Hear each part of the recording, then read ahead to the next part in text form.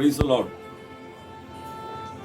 मेरे प्यारे भाई बहनों, आप सभी लोगों को प्रभु यीशु मसीह के नाम से बधाई देता हूं। आज भी एक सामर्थ्य से भरा हुआ वचन के साथ आपसे मिलने के लिए प्रभु ने मुझे सहायता किया, इसलिए मैं परमेश्वर को धन्यवाद करता हूं। जरूर ये वचन परमेश्वर के सामर्थ्य को आपके जीवन में लेकर आएगा। आज के बाद आप बलवंत होकर आप सामर्थ्यवान बनेंगे।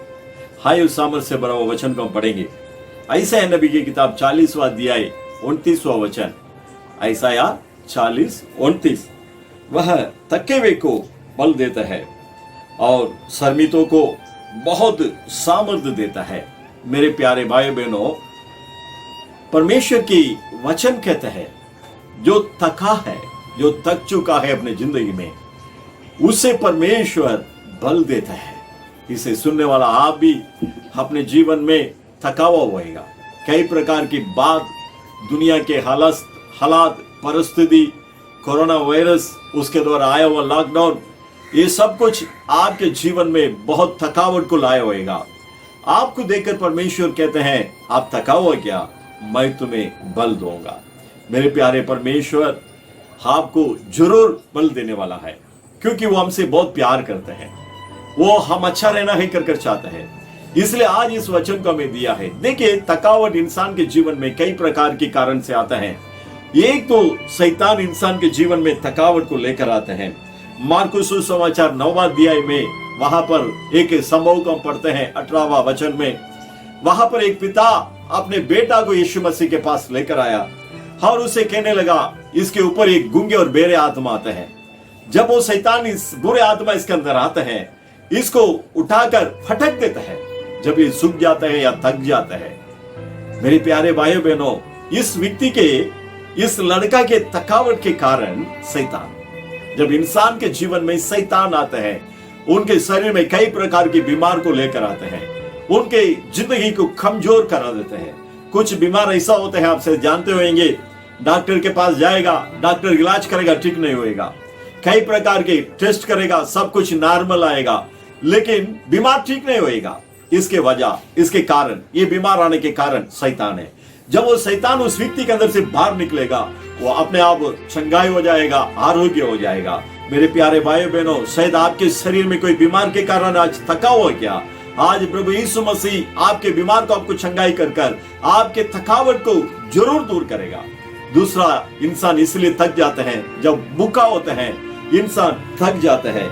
मार्कुस सुसमाचार 8वां अध्याय में वहां पर एक संभव को पढ़ते हैं। यीशु मसीह अपने चेले लोग से कहते हैं, देखिए, ये लोग, बहुत सारे लोग 3 दिन से हमारे साथ है, वचन को सुनने के लिए हमारे साथ है।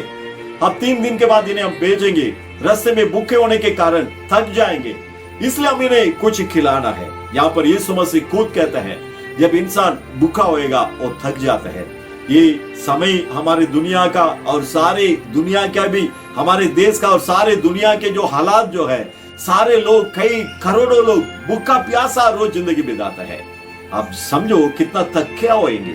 जो लोग भूखा रहेगा वो अपने सोच विचार में थक जाते हैं, अपने शारीरिक रीति में थक जाते हैं। ऐसा हमारे शहर में, हमारे देश में बहुत सारे लोग थका हुआ है। मेरे प्यारे भाई बहनों, हम उनको यीशु मसीह के बारे में बताकर यीशु के पास हम लाना अवश्य है।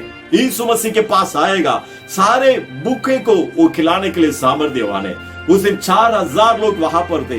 यीशु मसीह ने कहा, तुम्हारे पास क्या है? यीशु के चेले लोग के लिए कहा, हम लोगों के पास 7 रोटी और कुछ छोटे से मछली है। यीशु ने उसे मेरे पास लाओ कर कहा। यीशु मसीह उसे आशीष कर बांटने लगा।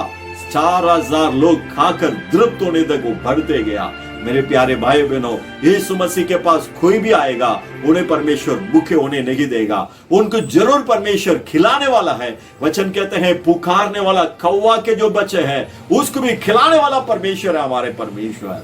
वहां पर 4000 लोगों को खिलाए वो परमेश्वर जो भूखा प्यासा है। सही से सुनने वाला आप भी अपने जीवन में बहुत खमीर के साथ जी रहे हैं, एक समय में भी मुश्किल से खाना खा रहे हैं, बहुत परेशान है, आप थका हुआ है क्या?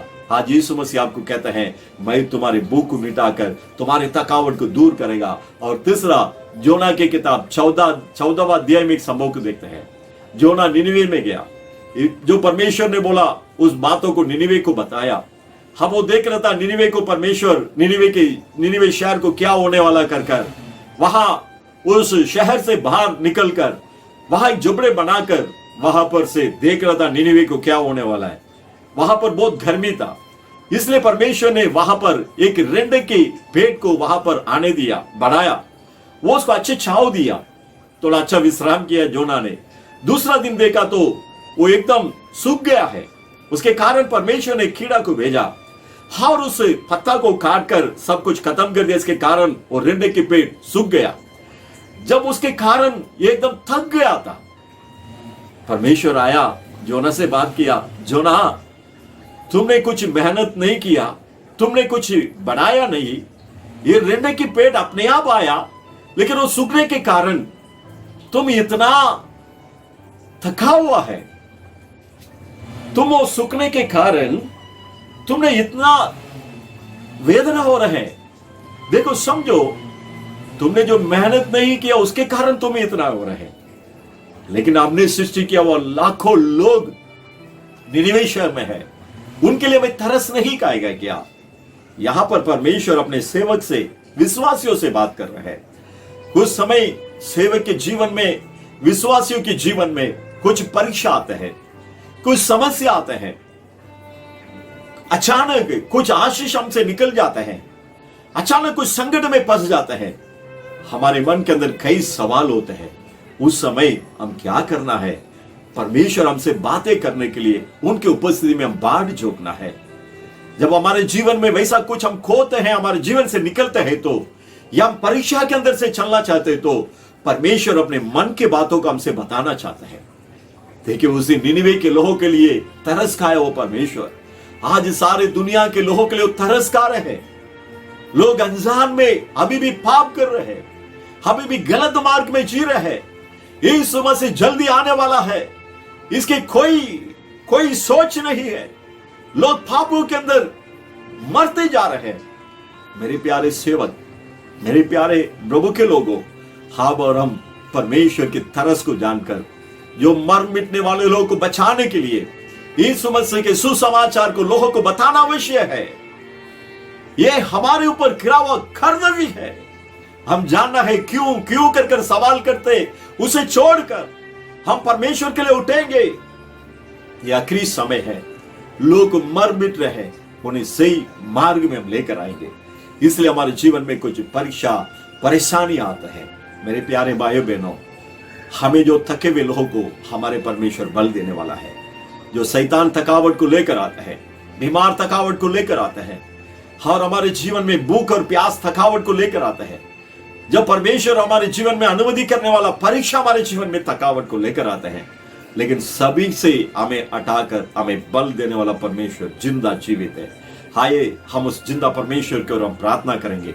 हम अपने आंखों को बंद करेंगे, हम परमेश्वर की तरफ देखेंगे। हे हमारे ईश्वर के पिता, हम आपको धन्यवाद करते हैं प्रभु, इस समय आपने दिया वो सामर्थ्य वचन के लिए हम धन्यवाद करते हैं। आपने थके हुए लोगों को बल देने वाला परमेश्वर, शैतान के द्वारा, शैतान ने लाए वो बीमार के द्वारा जो भी थका हुआ है, आप आपके सामर्थ्य उतरने दो प्रभु। उस शैतान के क्रिया यीशु मसीह के नाम से इसी समय नाश होने दो। कई बीमार अब यीशु के नाम से चंगाई होने के लिए मैं प्रार्थना करता हूं। आपके चंगाई के सामर्थ्य यीशु मसीह के नाम से लोगों के ऊपर उतरने के लिए मैं प्रार्थना करता हूं। धन्यवाद प्रभु। और कई लोग भूखा और प्यासा ऐसे देख रहे हैं, कल के लिए खाने के लिए कुछ नहीं है, नौकरी नहीं है, बिजनेस नहीं है, क्या करूं कर जो थका हुआ है प्रभु, आज आप उनसे बात किया है। सारे लोग आपके ऊपर विश्वास कर अपनी जिंदगी में आगे बढ़ने के लिए, आप इन्हें बल देने के लिए, बलवंत बनाने के लिए मैं प्रार्थना करता हूं। हर योना के समान जो लोग थका हुआ है, उनको आप अपने मन के बातों को बता रहे हैं। जैसे आप निनिवे के लिए तरस खाया है, हमारे शहर के लिए, हमारे दुनिया के लिए आप तरस खा रहे हैं। उस तरस के आत्मा हर एक ऊपर उतरने दो प्रभु। हर एक सेवक के अंदर, विश्वासियों के अंदर यीशु मसीह के नाम से तरस होने दो प्रभु। मर मिटने वाले लोगों के ऊपर तरस होने दो प्रभु। आपके सेवकाई को शहर में उतर कर करने दो प्रभु। आपके सेवकाई के अभिषेक हर एक के ऊपर उतरने के लिए मैं प्रार्थना करता हूं। आपके हाथों में समर्पण करता हूं। हम विश्वास करते हैं जो भी इस वचन को सुना है, सारे थकावट को दूर कर आपने बल दे दिया, इसलिए धन्यवाद। सारे स्तुति गौरव में आपको देते हैं, हमारे उतारक यीशु मसीह के नाम से मानते हैं। हमारे अच्छे से पिता, आमीन आमीन। मेरे प्यारे भाई और बहनों, परमेश्वर ने आपके थकावट को दूर किया है, आपको बल दिया है और आगे बढ़ेंगे। आप प्रभु के नाम की महिमा के लिए आप जिएंगे। God bless you. प्रभु आपका आशीष करें। आमीन।